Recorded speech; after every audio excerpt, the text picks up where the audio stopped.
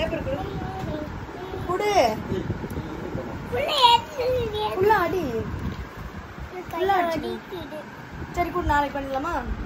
பாப்பா பண்ணு. நாங்களே இது போட்டீங்க.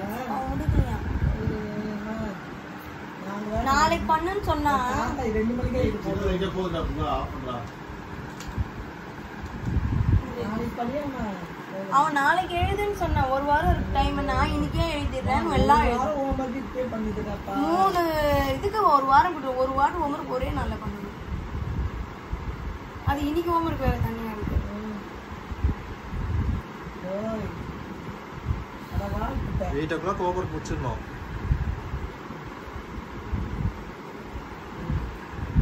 ஒரு நாளைக்கு ஒரு 6 பேர்